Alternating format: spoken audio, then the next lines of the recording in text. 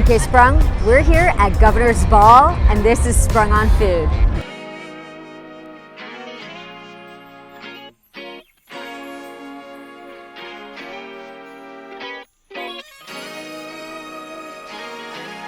So I am here with co-founders David and Yiming at Wowfulls, and I'm super excited to be here.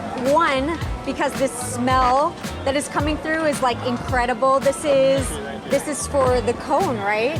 Which is extremely unique, and this is part of the crux of the business. So tell me a little bit about that and that history. So what we serve is actually a Hong Kong styled egg waffle. We started off back in Smorgasburg back in 2015, 2016. We built our business from the ground up, and we started taking things to events, music festivals, and here we are today. Yeah, and this is not your first rodeo here at Governor's Ball, right? No, this is probably going to be our 5th year, I would say. Yeah. So we've been here every year since 2016.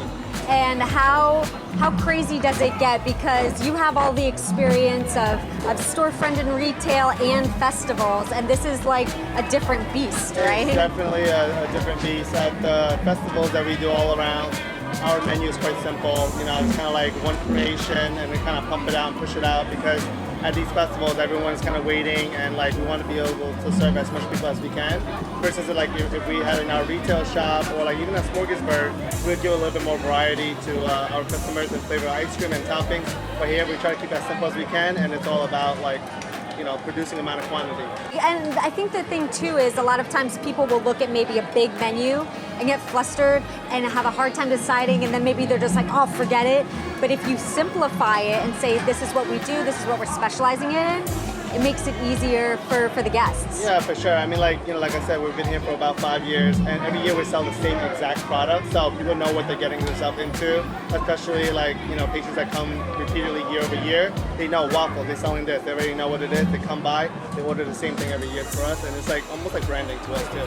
Totally. I mean, and that's the thing. People, like you said, are familiar, and they know exactly where to go, and they know what they're getting, and they're excited to get that because they are anticipating it already, and they have the history behind it to know, oh, I'm going there this year. Yeah. So what we were making earlier, tell me a bit about that classic. It's the unicorn, right?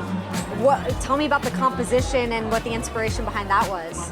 Yeah, so we have a lot of waffles at our store, but our most famous waffle is actually the original waffle, so we decided to serve the original waffle here. The next component is actually the ice cream, and that's the crazy vanilla ice cream. It's multicolor, it's like blue, pink, yellow, it's crazy, it's fun, and everybody loves it, so we decided to go with that. And then we also have Oreos, chocolate sauce, and sprinkles. Just for good measure. Yeah. And some Pocky Sticks, right? Exactly. Yeah, and it looks, you know, people always say you eat with your eyes first, right? So it's aesthetically pleasing, and it's kind of like, it's in our brand, it's like Wowfulls. Like the first thing a lot of people say is actually when they see it, is like, oh wow, like what is that? You know what I mean? Like wow, full of like colors, brightness, delicious, you know, everything that kind of comes with that. And was that the first go at the name, or was it like an iterated process? You know, the funny story is that there's a lot of story behind that. It's like, it kind of came about in a different way. So it's like, Waffle, like Wafulls. And then eventually, like, my friend heard it wrong, thought I said Wowfulls. Like, you know what, that's actually a better name. And it's like, it kind of had like a lot of story behind that, and that kind of made up to solidify the business at that time. And isn't it funny how some of those things are just kind of like happenstance, sure, and it comes out of something good like that? Amazing. I got to try it already. Spoiler, and it's delicious.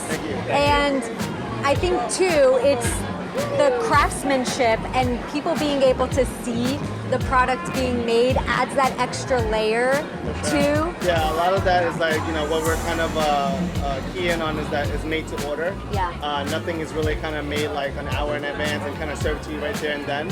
And that's also sometimes like the struggle of this business too. It's like we make it fresh to order, and we can't make it as quickly as we want it to be, but we try to have as many machines as we can and pump it out as quickly as we could. But you know, the struggle is that it comes out fresh, crispy, and that's what makes the product. Yeah, and you taste the difference too. Yeah.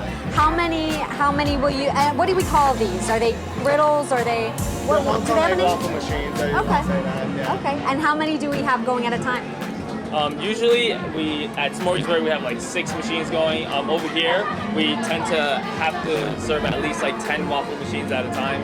So it's just so we can pump things out faster. Rapid fire, Yeah. one after the other. Well, I appreciate what you guys are doing, providing an excellent product, a little bit of a show, and some craftsmanship for the guests, Aesthetically pleasing product. and all of the photo op moments, Yeah, for yeah, sure. absolutely. I appreciate it so much. Thank you guys for your Thank you, time thank you. and for your delicious product. Thank you.